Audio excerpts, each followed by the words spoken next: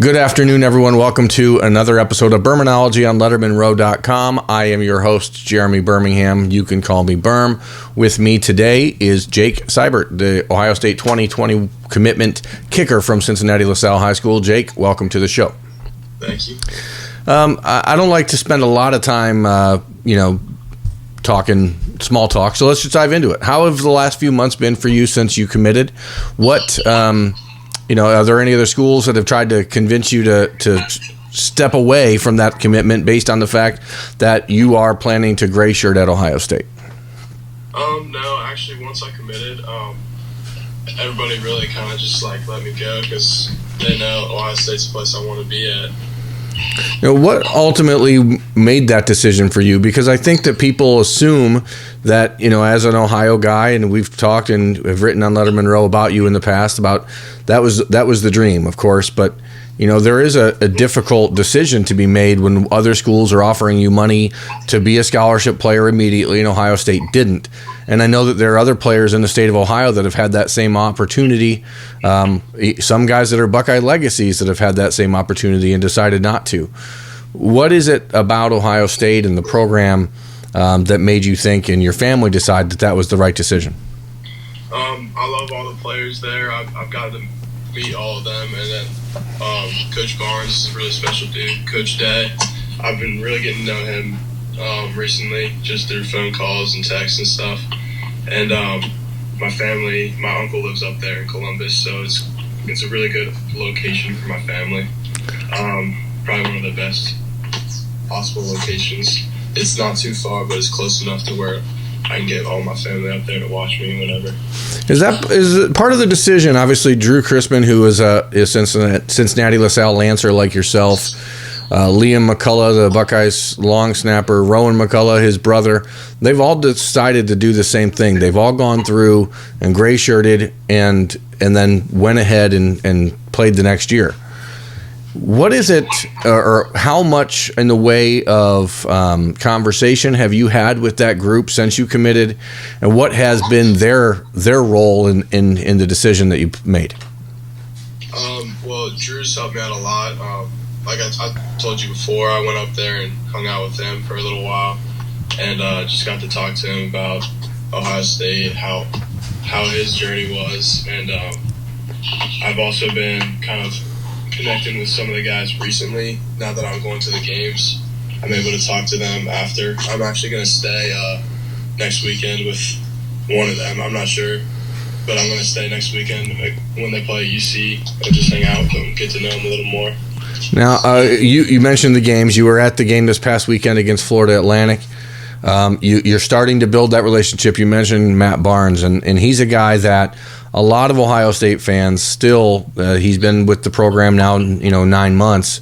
A lot of people still don't know much about him. The fans are always asking about the coaches, and as somebody who talks recruiting with you guys, I generally hear more about Jeff Hafley and Al Washington and Tony Alford and Brian Hartline and all these other guys. But you work directly with Matt Barnes. What is it about him that makes him a successful leader in that group, and what is it about him as a recruiter that you found a connection with? I really think that he cares about his recruits. He cares about his players. Whenever I get to see him, he's always all upbeat, excited to see me, and he's just a really great dude. Like I said, before I had even met him, he was giving me heartfelt talks, pretty much, trying to get me to go to Ohio State. So he's just a really down-to-earth guy. Was there ever a moment when you thought to yourself, I'm going to go to UCLA or I'm going to go anywhere? I mean, you knew that Ohio State was talking about the gray shirt thing internally. You knew that for a while. You knew that there had been some discussion about how to figure out a way to get a kicker into this class because they know they need one. What sort of internal discussions did you have to have in your family to make sure that this was the right choice?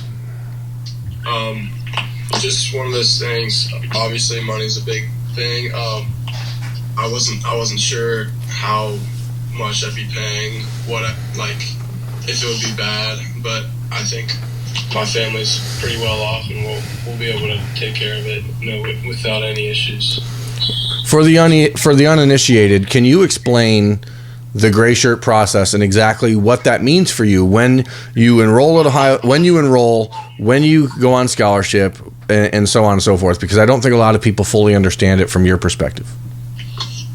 So the situation is, I'll be coming probably in the summer in June, like most of the guys did this year, and then I will be technically a preferred walk-on until the end of the first semester, and then I'll be on full scholarship after that. But there is a possibility that I will be able to get on scholarship before that. Just based on if any what other things open up within the roster. Yes. We who follow Ohio State football have gotten to know in the last handful of years that the specialists are very different types of guys, right? Yeah. There's the bottle flipping, there's the trick shot, long snapping, there's all those other things. There's Blake and his very dry sense of humor that people don't really understand. Who are you? What is your role? Because you have to have a niche, right, to fit into that group. Right now, I'm not sure. I'm going to need to find something, though, obviously. Has Drue tried to turn you into a bottle flipper, or are you working on, like, hacky sack or some other sort of, weird skill that nobody has? No, I got something in the works, but I can't tell you. It's a secret right now. Oh, big news coming up. As a kicker, people sort of assume that you're not an athlete. Can you break down what else you do on the football field, how you've gotten to this point in your life, and as far as your football talent? Because I always wonder, when did you make the decision to be a kicker? So I've actually played. I played basketball. I've played soccer. Played baseball.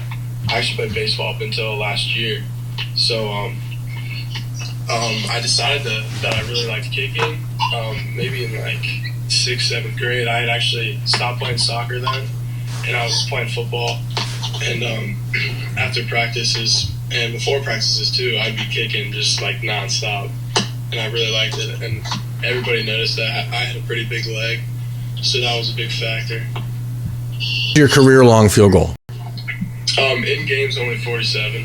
Where can you hit from in practice? 60.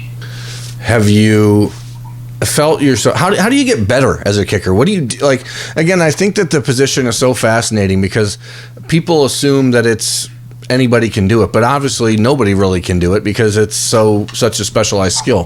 How do you get better as a kicker? You got to work on little things like I've been working on trying to swing up more instead of across my body.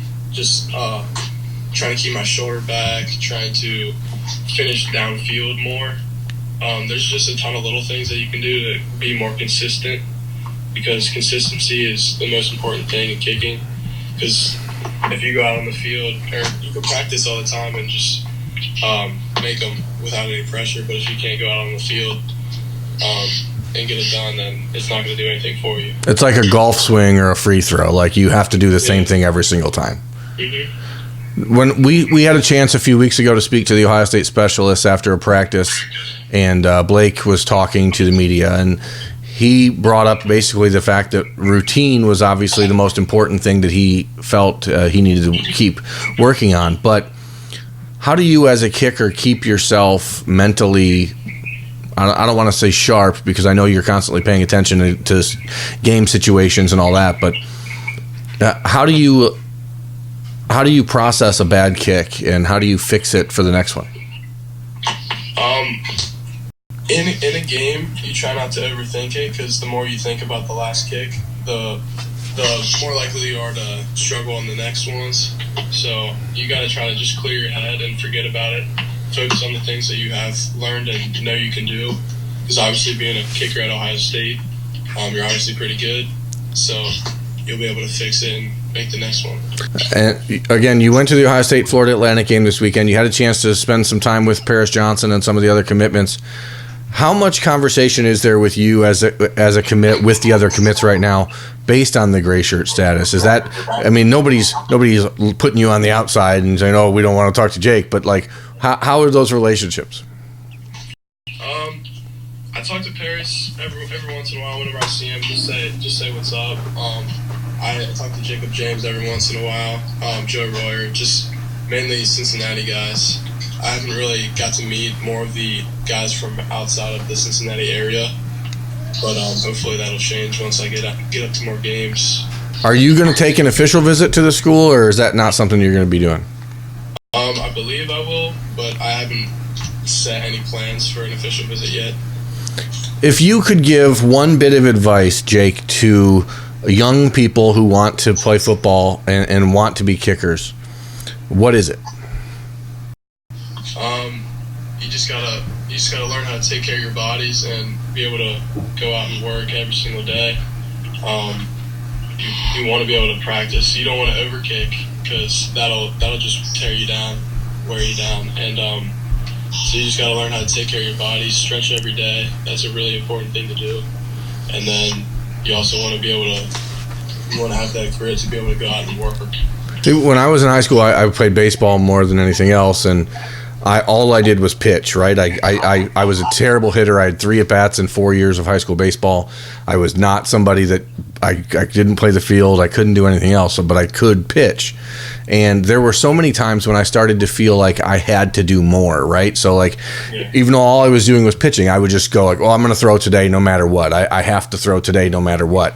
Because I'm watching my teammates do all the other work, and I'm just sitting there in the dugout or running around the track, right? So, is there any part of you that's like has to almost dial it down or reel yourself in to understand that your role is important, even if it's not something people view as traditionally as instrumental on the field?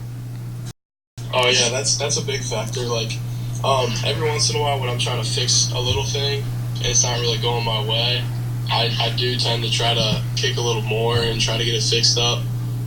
So that's one of the things I've been trying to work on, is to dial it down and try to control myself so I'm not over kicking and wearing down my leg. Has there been a moment yet, or maybe it hasn't hit you, but like, do you ever stop to think that you're going to be playing football at Ohio State and how that changes your life?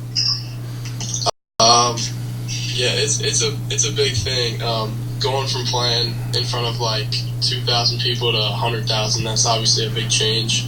But that's why I'm going out working every day, so that I can be more consistent and I don't have to change anything out on the field. Yeah, I don't know how you practice that. You know what I mean? Like, there's no real way to do that until you do that. So. Mm-hmm. Well, listen, Jake, I appreciate you taking the time today to join us on Birminology on Lettermen Row.